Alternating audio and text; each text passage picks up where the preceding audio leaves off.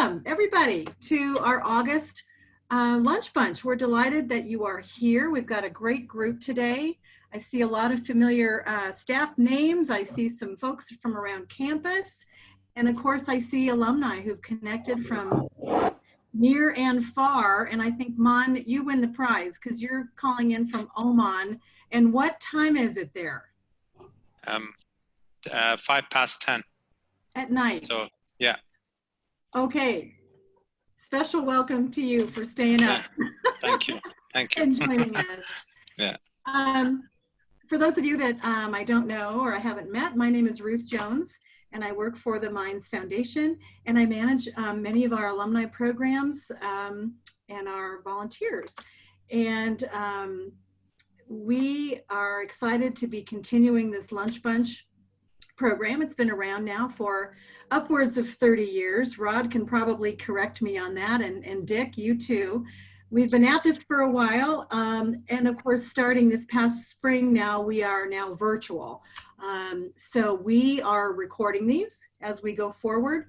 And so if you ever can't attend one, or if you'd like to share information with another alum or a friend or a donor or anybody else on campus, you can certainly go to our Minds website, weare.minds.edu. And if you click on the events tab, you'll see Lunch Bunch, and all of those links to previous programs are listed. So you can just copy and paste and share those with people. We are really excited today to have Dale Gobbets with us. Dale, at least on my screen, you're showing front and center on the top row. So appropriately so. And if you don't know this already, Dale is our new Executive Director of Admissions, who joined us in July. And he's got lots of things to share, trends to talk about, what's happening at Minds, and where we're headed going forward. Before we start, though, I also want to give a shout out to my amazing colleague and co-pilot, without whom these Lunch Bunch events and everything virtual does not happen, and that is Kelly Sporl. Kelly, do you want to introduce yourself? Sure, I'm Kelly Sporl. I've been with the foundation for 4 years now, and I work with Ruth in the constituent relations team, as well as help on the marketing team on campus. And excited to hear more about the admissions. I don't know as much as I should, I'm sure. Thank you. For those who don't know, who are calling in, the Minds Foundation shares office space with the admissions folks. We're all in the same building. We're located in the Stars Are Welcome Center on campus at the corner of 18th and Illinois. So we are all one big happy family, and we have been working closely together over the most recent years in involving alumni with admissions projects and programs. Programs like Discover Minds and Preview Minds. Who better to sell Minds than our alumni, right? So 3 cheers. You all have been through it and you know the drill. So anyway, I'll stop talking and let Dale share his presentation. Kelly will continue to watch the weight room. And by now I know we are all Zoom experts, right? So if y'all have questions, please submit them in the chat, but there will also be time at the end, of course, to have an open conversation, and we'll unmute everybody and you can just shout out your questions. So thanks so much. Take it away, Dale. Thank you, Ruth and Kelly. Well, it's wonderful to be here on Zoom. I wish it was face-to-face. I wish we were all able to be in person today, or many of us, but I appreciate everybody joining, and it's fun to see the faces that are on screen, and then hopefully once folks get finished with lunch, if they're in a place to do so, you can pop on your screens as well. But I am over the moon excited to be here at Colorado School of Mines. I've been in enrollment for almost 20 years now. This is actually my 5th campus, and I've worked at all shapes and sizes of universities, but truly Mines is a special place. As you all know already, but from an enrollment perspective too, it's an incredible place because of the students that we get to support. In your wake, the students that we have coming in are truly the best of the best from an academic standpoint. We do our best to find students that are also very involved in their high schools and organizations and sports and activities so that they can really contribute to Minds as a student, but also Minds as an alum moving forward. And we have some students that are just doing some incredible things. Every time I see new stories come out about some of the undergraduate research that our students are involved in, it just amazes me. So I've worked on several campuses. I have consulted through my career with over 150 universities and colleges across the United States from coast to coast on various aspects of enrollment and admissions and financial aid. And then my previous few years before coming to Minds, I worked with an organization called Raise Me, where we developed an app and a web platform to help engage students earlier in the college process by incentivizing the activities that we would, as school administrators, we would all want them to be involved in anyway. So civic responsibility, community service, leadership activities, as well as good grades and college prep. So all of those types of things. Grand total, we worked with about 2 million students from across the country. And part of my work specifically was to help to develop the same platform for community college students that are looking to transfer to four-year schools. And so I was able to take that from ideation all the way through inception and the pilot process. And about 3 years in, there's over 80,000 students using that transfer platform now. So we're really doing some great work. And so now kind of bring all that knowledge, if you will, to Minds, and I get to work with truly one of the most incredible teams I've ever had a chance to work with in my time, just on their expertise, how long they've been here at Minds, how much passion the team really brings, and really brings for student success. And I think that partly plays into how successful our students are and have been and continue to be here at Minds, not only while they're here, but also out in their careers when they go. So that's just a little preamble to say how excited I am to join you today in this role, and really hope to keep up the amazing traditions of success and the impact that our students are having. I did just want to do a show and tell real quickly. I am in the bottom floor of Starzer Welcome Center right now on campus, and then right out my window, if Zoom wants to pick it up, you'll see a little bit of construction going on. That's actually Spruce Hall. That is our newest res hall on campus. We have students moving in this week, even though it's still a little under construction. Some of the construction was paused due to COVID, obviously, and so it's not quite done, but it's done enough for new students to come into. So they're excited about that, which has been great. So what I thought I'd do today a little bit is, based on some of the questions that came in for the lunchtime today, is give you a little bit about where we're at for this recruitment cycle, and then things that we're putting in place that are new to help students engage with Minds in such a strange time. And then also give you kind of a 30,000-foot view of where we are with international student recruitment, domestic student recruitment from across the US, where we're kind of really putting some focus, but also just a little bit about the trend data that's out there. And then I will send all the resources that we're going to look at to Ruth so that she's able to send that out to the group. That way you'll have my email. If you have any follow-up questions and you want to chat directly, I'm happy to do so. But one of the things I thought about as we've all been on Zoom constantly in 2020 is there's been a lot of death by PowerPoint. And so instead of doing a PowerPoint presentation for you today, what I'm going to be walking you through are some active websites and some resources that you can access. One of the websites is actually, you have to have a login for it and those kinds of things, but most of the things we'll be looking at are just different data sets and different access points that are out there for you to look at as well. So I thought that might be interesting for anyone who wants to do a deep dive, or kind of, as we say with our students, nerd out on some of this information. You can do that at your leisure. So I am going to start sharing my screen, make sure everybody can see it. And if so, maybe Ruth, give me a thumbs up if everybody's able to, if you're able to see. Wonderful, fantastic. So this is just a quick snapshot of our incoming class for this year. We did receive roughly 12,000 applications. These are what we call first year students, right? So traditionally freshman students, first year students that are coming in. 1220 might be a little generous. These numbers were posted a month ago or so. We have seen a sharp change in students changing their minds, changing their plans for this fall. We have about 3 times the number of students that would normally defer. You know, students will defer if they want to do a gap year or if they want to do some international service work, that kind of a thing. Normally we get about 25 of those students that defer each year. We're at 75 right now. And most of the deferrals are because of uncertainty around COVID and what's going on in schools' response.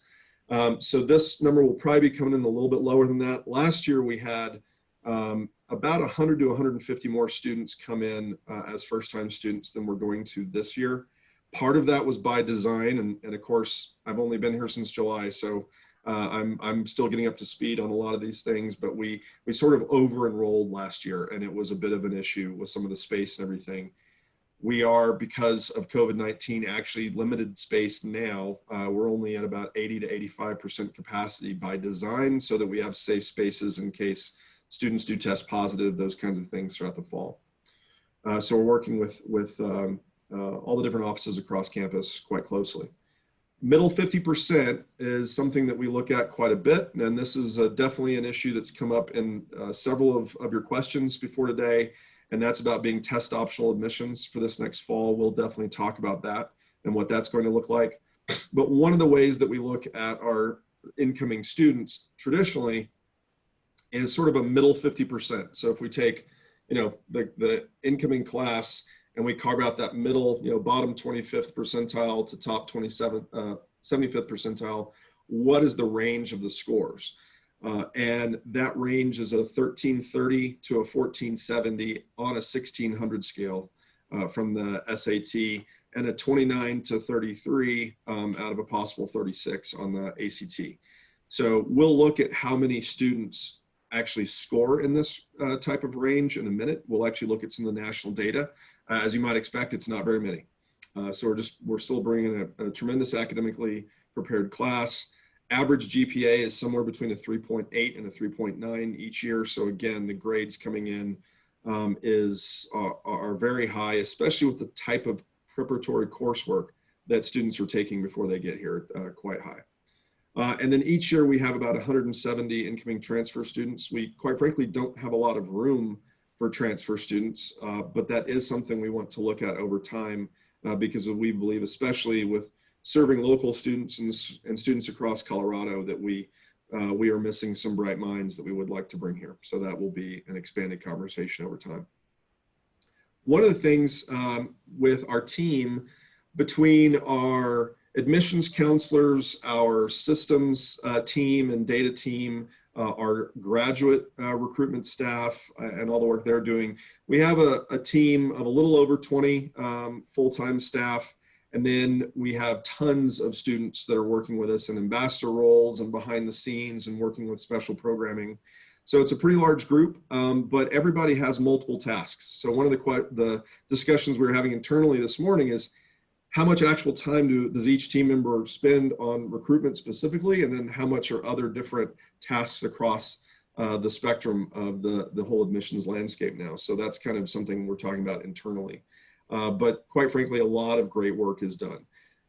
With all of that great work that's happening, we are taking a digital transformation, and we have over the last several months as a team, and we are having to implement new ways to connect with students because a lot of the normal pieces are missing this fall. We are giving tours twice a day on campus, but those are limited to outdoor tours only, and we can only take 9 students and family members at a time. So that is cutting the number of actual prospective students and family members we can get on campus by a large margin, because normally we host a ton of students throughout the year. So we're following state and local guidelines and our own guidelines that we put in as a campus, but that does limit the number of students we have coming through. So one of the things that we did this year is we actually added a completely new virtual tour. And if you want to check it out, the URL is tour.uarl.edu www.minds.edu/visit. And it is an immersive experience with a lot of 360 images, like you can see the one here. Our marketing and communications team has done some phenomenal work helping us with this effort to get some of these beautiful images that we have. So we actually launched this at the end of June. As of this morning, we've had almost 5,000 students take this virtual tour already. So there's a lot of interest out there, and we are building different ways digitally to actually drive students to this point, because having students tour is one of the best things we can do to actually get them to enroll here. So we're really driving a lot of activity to this point as well, especially since with COVID-19 and the epidemic going on right now, we are also not able to go out to schools currently. And take part in the typical huge college fairs that would be going on, and high school visit days and community colleges that we would normally be going out to. It's just not available this year. So we're coming up with new and different digital ways to reach out. So this is just one example. There's 5 or 6 new initiatives from a digital standpoint that we're implementing over the next several months, but just wanted to give you one big example of what we're doing that's new. So I wanted to dive in for a minute, and if any questions pop up, Kelly or Ruth, please let me know on the chat feature as well. But one of the things that I want to dive into is just kind of the overall landscape for college admissions for a few minutes and look at that. And one of the places we need to start, quite frankly, is with international admissions. And so this is just one news story, but quite frankly, as a whole, we are down significantly. That was already happening before the COVID-19 global epidemic. Without getting into it too much, the United States has some PR work to do on an international landscape from an educational standpoint. And we have for several years now. And other countries are absolutely taking advantage of the US kind of stepping back as a truly inviting place to be for international students. And so not just with Minds, just globally as a whole for the United States, we're on a downward trend for students coming to the US to study. Canada and Australia, England, India, all of these different countries are really much more aggressive over the last few years than what used to be the case for international recruitment. So we've got some work to do, but this is actually true. Before COVID, we were already planning collectively across the US to be down about 10 to 15% again. So we're down significantly over the last few years. But with COVID, it's really taking a toll. So we're seeing less than half of the international students we would normally expect physically are actually enroll here. And almost all of those are having to begin their studies online as opposed to in person. We have agreements with a few different countries and their departments of education to send students to Minds for the great study opportunities they have. Most of those have either paused their relationship for this year because of COVID, or they are only allowing their students to come into Minds online and start their education that way. So from a global perspective, we've got a lot of work to do, and we're going to continue to do that work. Nationally, I wanted to give you all a resource, and this can be found at witchy.edu, but WICHE is the Western Interstate Commission for Higher Education. They're a think tank out of Boulder, Colorado, and they release about every 4 years kind of what a lot of folks refer to in enrollment circles as sort of a demographic Bible on trends across the United States, what we can expect, migratory patterns from state to state, are there increases in high school graduation, decreases, all of those kinds of things. So you can get lost in this data. There are tons of data tables to go in and look at. I'm going to keep it fairly high level today, but this is just for our discussion. But these are some trends, one for the nation, and we'll look at regionally in just a second. But we are right in this spot right now. So for the next couple of years, we're going to see a spike in students graduating from high school. Those are the graphs that we are looking at here. But then at about 2025, we see a sharp drop off that really hits at about 2031. This uptick, there's a lot of question mark on this uptick of the actual number of students graduating from high school. So, why do we look at this? Because this is a finite number of students that the 2,600 or so four-year institutions across the country and the 3,800 overall colleges and universities across the country are recruiting from each year, right? Not all of these students are going to college. Obviously, a large percentage are not, but these trends are really interesting to watch. So we're on a slight bit uptick right now. We'll see some real uptick in a couple years, and then it just really starts to drop again. Why is this important? Well, this and other economic drivers changes how colleges behave across the country from an enrollment perspective and a recruitment perspective. And when we combine this information with the fact that we're in an interesting spot economically because of COVID, what we do know is that the last time there was a major recession from the real estate industry and all the different activity that launched in 2009 and 2010, that changed how large state institutions acted from an enrollment perspective and an admissions perspective and an outreach perspective. And basically it kind of woke up a sleeping giant where some of the household brand names, if you will, from institutions all across the country really got a lot more aggressive. And so we expect those same trends to happen now.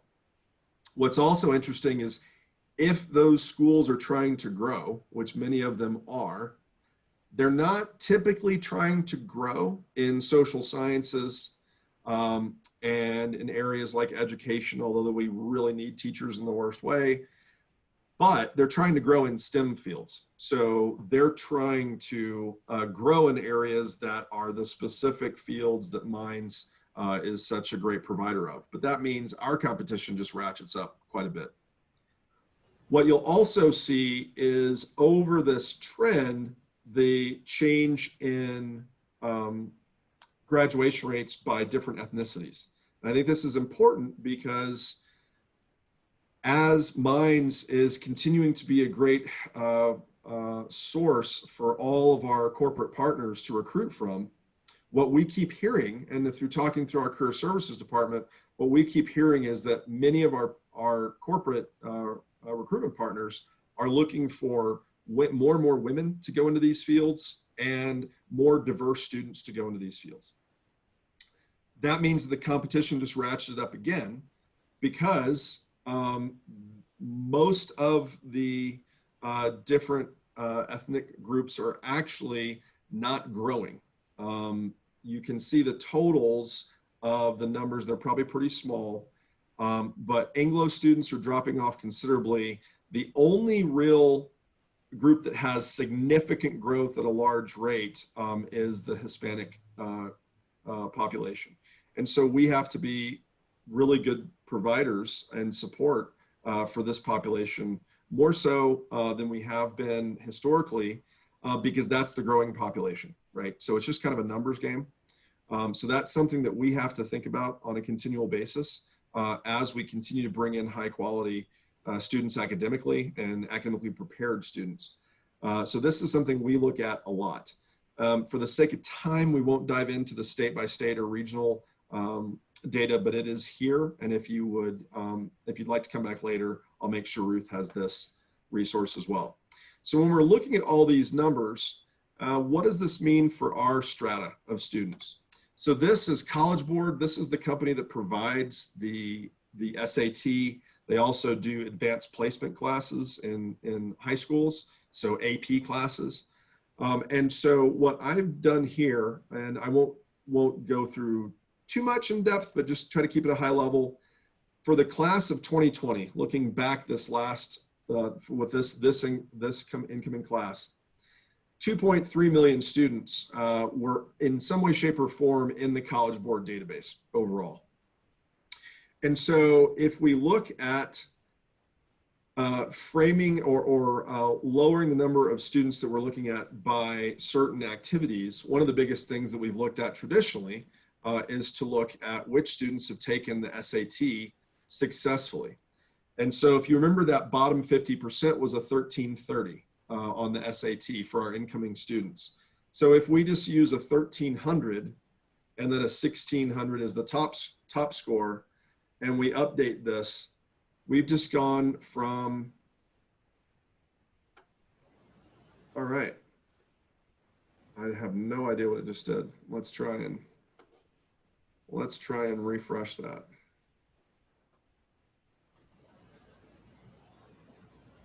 It just had a huge glitch. Let's try to do that again.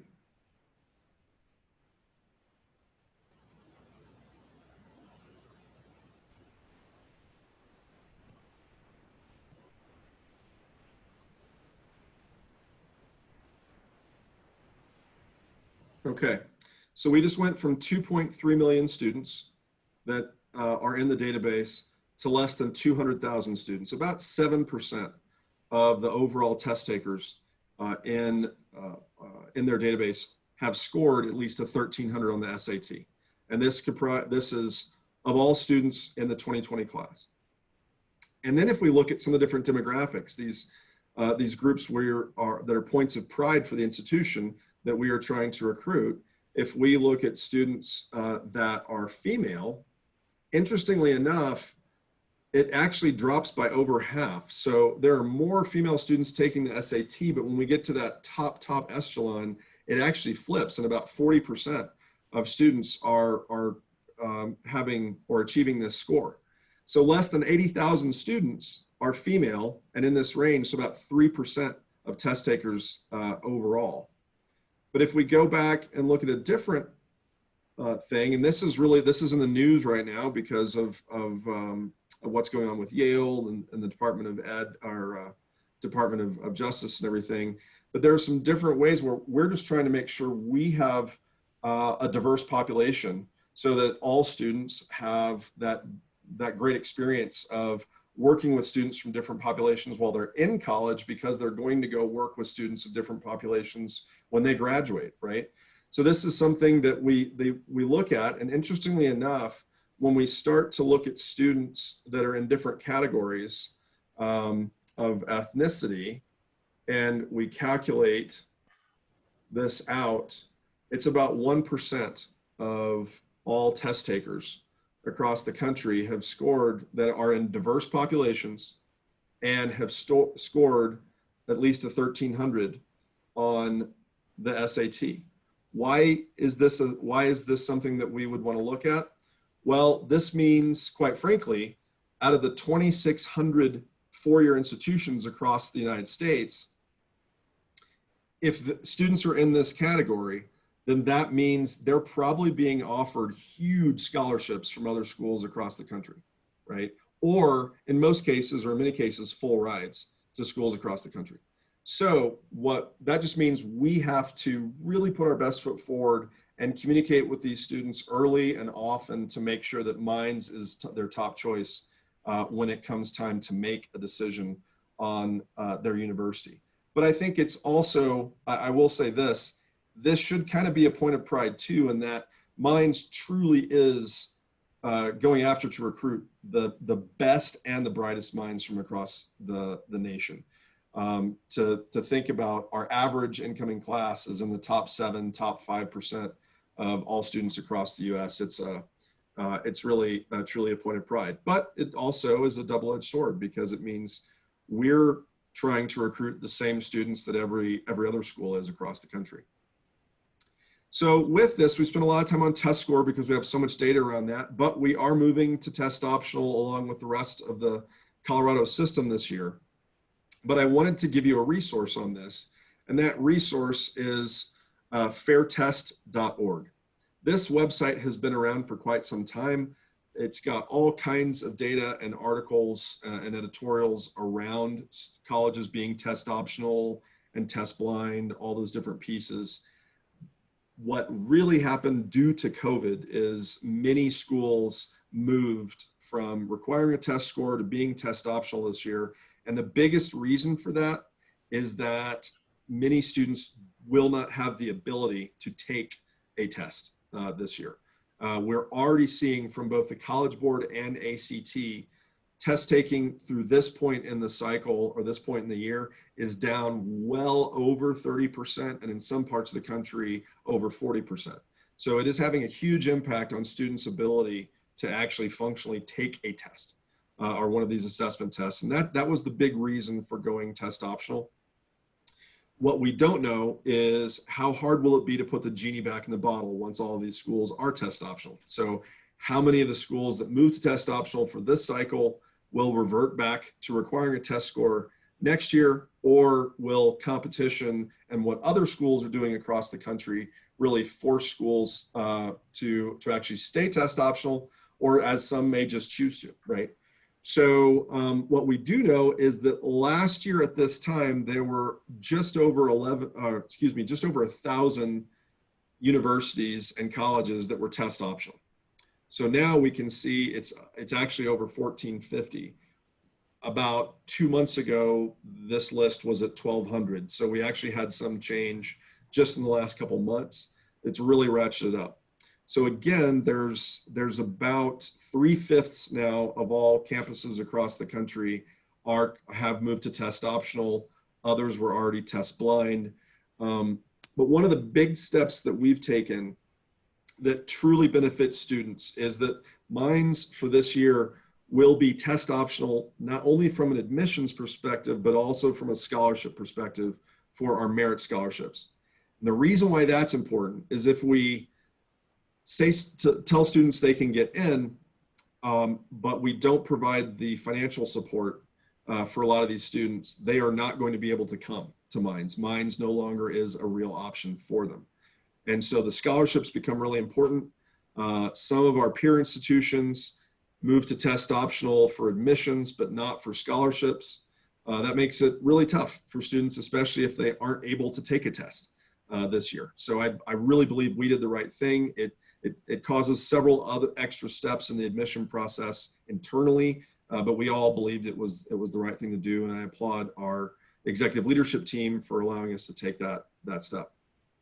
But I think this is a great resource on what's going on with test optional admissions, just as a high level. And then what I wanted to wrap up with is how we are approaching test optional admissions here at Mines. And so we have actually just built this new webpage. It's kind of a long URL, but if you Google mines.edu and then admissions philosophy, this is the first thing that will come up in your Google search. And we wanted to be very clear to students and to the high school counselors that are helping our prospective students. How are we going to review files? What are we looking for in a student? And so we have some general information here.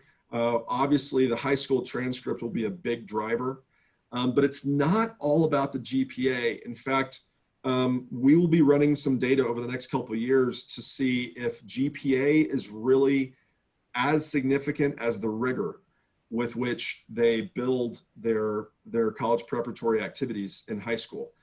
We know with the core math classes that we require at Mines, these students have to be really strong coming into for our math classes here. So that's a big piece. The science preparation is obviously a big piece. We are looking for students that have taken those AP, IB honors courses, obviously, and then also any of those college credit courses that they're already able to enroll in. So this is that rigor piece of just how difficult are the classes that they're engaged in. This is a big thing that we're looking at. Obviously, extracurricular activities that can come in all forms, honors and awards, and engagement. So we're looking for students that have truly been leaders in these different activities, either in small ways with many organizations or perhaps in a big way with one or two organizations. That's something that giving back, so to speak, and also that engagement is something we really look at in a big way. We also look at student employment, especially when we look at students in our backyard and students that we're trying to serve in different ways. There are many students coming into Mines now. The percentage of first generation college students grows every year. A lot of those students are coming from economically challenged backgrounds where they may not have the same ability to be in many different clubs or many different organizations because they're in fact working while they're going to high school. And if they're spending 20, 30 hours, 40 hours working at a job and keeping up with their grades, we want to recognize that too. So that's something that we look at. We ask for their employment record while they're in high school. And then how we're really looking at tests this year is we're trying to take a do no harm approach. So if a student is able to send us test scores, then we're obviously going to weigh that as we normally would have in years past. If they are not able to send us test scores, then we're going to weigh the GPA heavier, the rigor heavier, and some of these other activities in place of that test score and looking at that. So I think this is a great resource to kind of read through and look at, okay, how are we applying this? But what I want to just leave you with is that we are taking an incredibly thoughtful, in-depth approach to reviewing applications.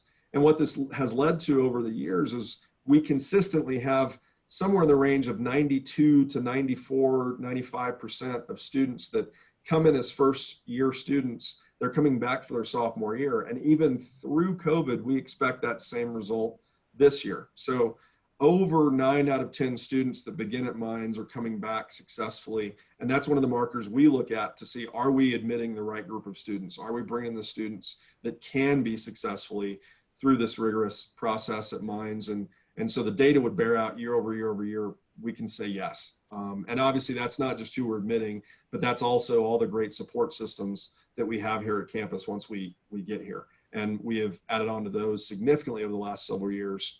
And so we just get to have the benefit of that now, and so do our students. So I'm going to pull up there. That was a lot of information looking at different aspects of the admissions arena, both kind of internally and externally, but I'd love to open it up for questions and see what topics folks want to discuss.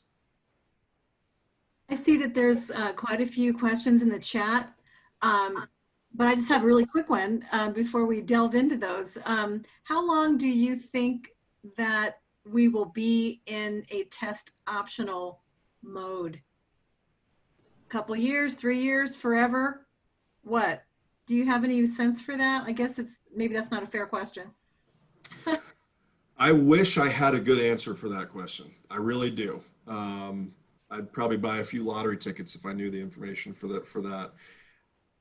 We don't know, and especially in Colorado, we don't know because right now we're not able to make that decision at an individual institution level. That is made as part of the legislature and part of the overriding body for higher education in the state. So it's really made at a state level. And as you might imagine, it's a contested discussion. There are lots of beliefs and different feelings on both sides of that equation that feel very strongly about which way Colorado should move. I will say California has gone to a multi-year research process on what kind of value does a test score really bring when we're looking at retention, because the whole idea of the test is to be able to see which students, or just to give us a better idea of which students might be academically prepared for what they're going to face at the institution. And there's a lot of data over the last 10 to 15 years that would suggest for many institutions, when they've run their own individual data, the test score doesn't mean all that much. Many institutions are moving to more non-cognitive testing around grit and the work ethic and some of those pieces. There's a lot of movement towards rigor and just our students completing the right coursework, right, as opposed to just a test. So there's data on both sides. There's an overwhelming amount of information on being test optional now. And so I would suggest that what we will probably see is a couple of years of research. If I had to make a prediction, I believe that more states will follow what California has done, because traditionally that's kind of what happens in higher ed, is that as California goes, the rest of the country will go in a lot of ways. Not in all cases, but in many. So that would be my best prediction for that. Thank you. Dale, I'm not sure if you can see these questions in the chat, so I will just go through and shout them out here so we make sure we answer them. Aaron is asking, perhaps we could repeat the website address for the College Board search that you showed. Sure we have that right. So we can. I will say this was the one not fair resource. This was a peel behind the curtain. So Okay. as a member of the general public, you're actually not able to access this information. I wanted to show you what we're able to see. So we have to go through a vetting process. Each institution does, and then each person that works at an institution has to be vetted before you can get into this data system. So this is not something that's available to the public. So sorry for the teaser on this one, but Understand. if we can always set up a separate meeting, and if there are specific questions you have or you'd like to dig in the data a little more, I'm happy to do that. Great. Thanks. Mon, I see that you've got a couple of questions too regarding international recruitment. Do you want to say your question out loud to the gang here? Yeah. My first question was, do you have student recruitment ambassadors or student or sort of a group of students or alumni that you call upon whenever you have candidates that are international students? And then how does the other aspect, and this is something that I've come across when I was vetting I was part of a vetting process for some scholarship awards, and some of the candidates did not spread all over the world. They don't have opportunity to show extracurricular activities. So how do you look at those when they're applying to Mines? That's a great question. So we do, Amanda Rodriguez is actually our specific international admissions counselor. And she has studied abroad and is doing a great job with some of our outreach. It's actually kind of a newer position within the team. She works very closely with our international studies office that works with a lot of our current students, but also incoming students from some of the extra pieces that international students are required to submit before they can study here in the US. So there's actually quite a process to it. So she works closely with that office. What I will say is we will be ramping up our international recruitment efforts over time. We're putting in different pieces. It's going to take a little bit of time to get us where I would like us to be. We have a lot of work to do when we look at some of our peer institutions academically. And one of the ways that in admissions we look at peer institutions is, where do students also apply besides Mines, and where do they end up enrolling besides Mines? For this last year, not surprisingly, University of Colorado Boulder was at the top of that list. UT Austin for their engineering program was at the top of that list. Texas A&M, schools like Cal Poly and MIT, University of Denver. So there's kind of a smattering. But most of those schools I just mentioned have large teams for international recruitment and admissions. And so we're obviously much smaller than almost all of those schools I just mentioned. So it's a different scale, but that's definitely something over time we want to grow. With part two of your question number two, we actually invite students to list out different activities and tell us more about themselves within their application. So not all students choose to do that. So if we don't have that kind of information on their first pass through the application, we will actually reach back out to them, especially for international students. Since the number is smaller, we can reach back out and request more information from them and give them another opportunity to do that. More and more students now are actually submitting a resume along with, kind of an academic and extracurricular resume along with their application. So if they want to upload any extra materials with their application process, they can do that as well. So there are a few different ways that students can communicate those things to us, either through the application or with working with Amanda and our team. Does that answer your question? Yes, yes. And if there is some time, there is a follow-up that I'd like to have, but I'll give a chance to other people to ask questions if there is. Great.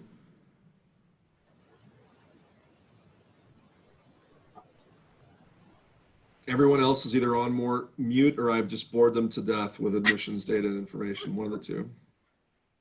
Either that or they're having their lunch now. I have a question that I'll throw out there. What kinds of programs or maybe courses do you offer to encourage minority groups to apply to Mines?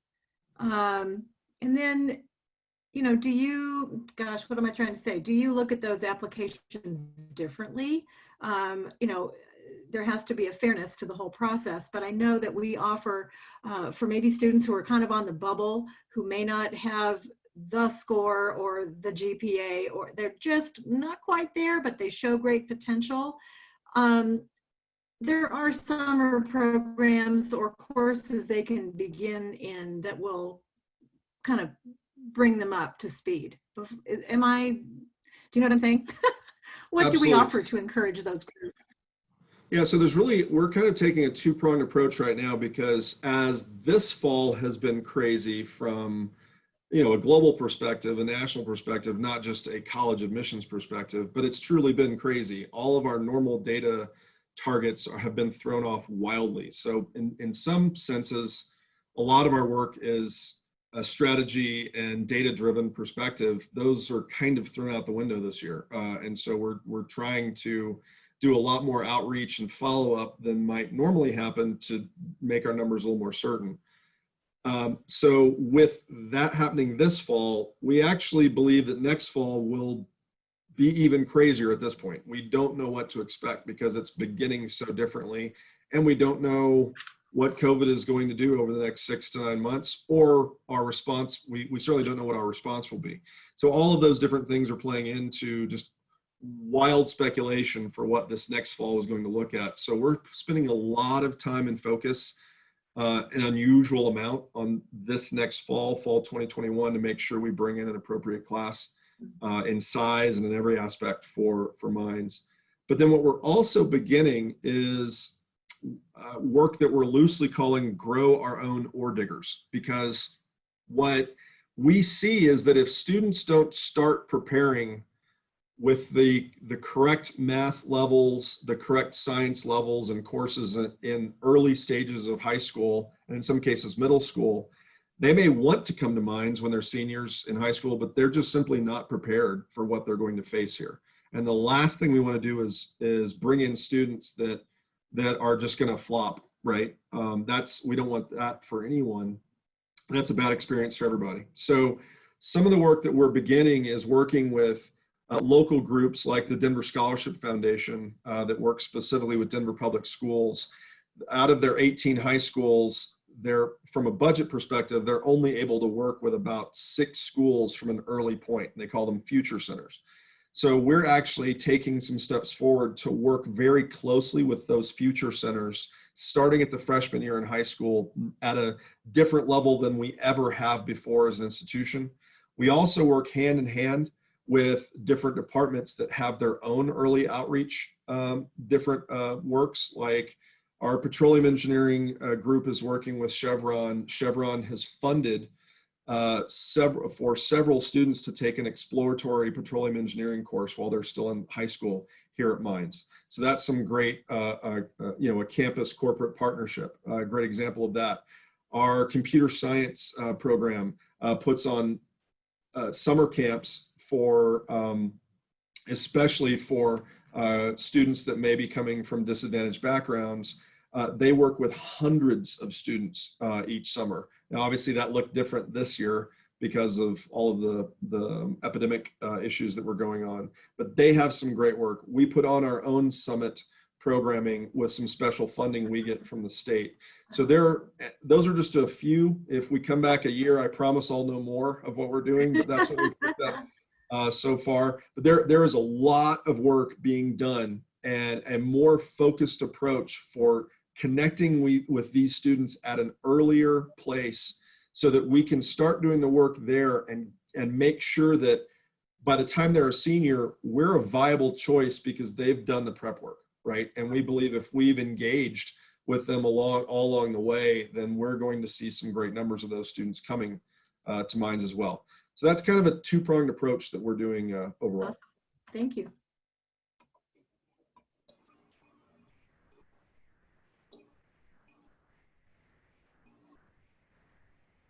Okay. Some of the questions that are coming into me, one of the questions is, do we have different admission standards based on different groups of students? And the answer to that is no. We do not have different admission standards based on whatever group the student is coming in.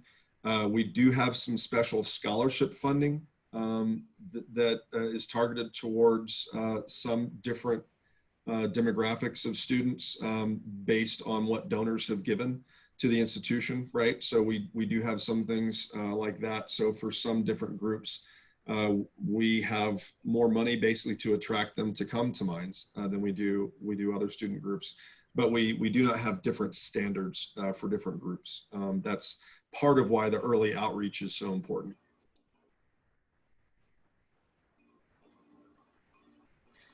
And then one of the questions is targets for in-state, out-of-state versus international. We are actually the two campuses that are in the state Colorado system that really have to worry about in-state, out-of-state targets are Colorado School of Mines and CU Boulder. Both of us each year kind of toe the line on percentages between in-state and out-of-state. By state statute, we're required, I believe it's 54%, 53, 54, somewhere right along in there must be in-state students. Otherwise, we fall out of compliance with what the state wants us to do. And as a public institution that gets state funding, you know, we get that. So we'll kind of toe that line each year of in-state students and out-of-state students. And then we actually have a smaller percentage of international undergraduate students than I would like to see. I think it's, you know, we interview a lot of students that are prospective students and current students, and they tell us they would like to see more international students here. They want kind of that feel, right, as part of their college experience and campus experience, and they want that interaction. They want to learn different perspectives from around the globe and make those connections as well. So we need to, certainly we'd like to bring in more international students on the undergrad side. The majority of international students at Mines are in graduate studies, right? And so we're very excited to have all of them here studying and doing research, but we would love to expand our percentage of international students over time. Again, that takes time. There's no magic bullet or silver bullet for that. So that takes a little time to move the needle there. We've got just a few minutes before we wrap up. Does anyone have one last question before we do so? Anybody? I've got. I was just wondering, this has nothing to do with the topic on the table, but I wonder about what's happening to the sports program this year. Are they going to have team sports, or is that gone away? We are expecting to have some team sports at this point. That's, again, I wish I had more information for you, but that is still a little up in the air because we're at the mercy of what NCAA Division II leadership comes out with. We're at the mercy of the RMAC conference, and then we've got to figure out what makes sense for us and our students. So I would say that's something you probably want to watch weekly, if not daily, because you'll get new information on a fairly consistent basis. You know, one of the things we're looking at is, unfortunately, with how some of these schools have handled back to school. You know, we've already had, I believe it's 5 or 6 major universities that were trying to open this fall already close. I think we're doing a better job with testing students coming back. I quite frankly think our students are a little more mature than some of these schools that are in the news consistently. But the other flip side is that's 5 or 6 institutions out of 2,600 four-year institutions across the country. So there's a lot of institutions that are actually doing a really good job bringing students back to campus, at least so far. We will continue to monitor what happens. We are testing all students that are moving back onto campus. That testing has already begun. We've already received 250 tests back. Those look negative, appear to be negative so far. So we're going to work diligently. Hopefully we can bring the message to our students of, hey, schools are closing. Let's really take this seriously, right? We've poured that information towards them, but we'll monitor, obviously as a whole, and then the athletic programs are certainly a piece of that. But I would suggest that the data, the information from our sports programs will continue to change over the next few weeks and months for sure. Thanks.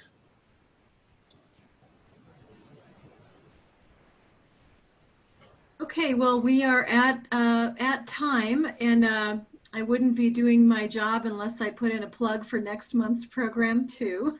So before we wrap, just a reminder to those of you who are on the call, our program, September program, will take place on Thursday, September 17th. So mark your calendars, 12 to noon.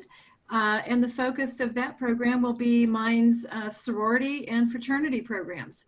So you will hear from the two students who head those organizations, as well as the staff liaison, who can also answer questions about the status of all things Greek and what's happening with those programs. So that should be a great one. Certainly timely with the beginning of the academic year and recruitment and all the things that take place there. So if you are interested, please go to our website.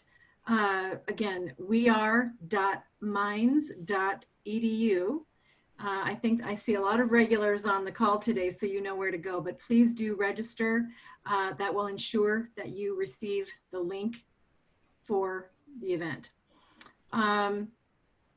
Thank you to Dale for taking time out of your crazy busy schedule, especially right now. We are in the thick of move-in, right? It's been happening since last Sunday. Campus is starting to come back to life slowly. And of course, classes begin on Monday. So we really appreciate your time, Dale. You've got a lot of balls to juggle right now. And of course, just learning, getting up to speed with everything Mines. So thank you very much. We appreciate it. Round of applause. Up. Yay. Okay. Thanks a lot, guys. Any last words for the good of the order before we sign off? Go Ore Diggers. Hey, there it is. All right. Thank you so much, everybody. We'll hope to see you next month. And Dale's got his email address in the chat if you'd like to send him a note directly. Thank you. Okay. Thank you. Bye-bye. Bye-bye. Take care. Have a good day. Have a great day.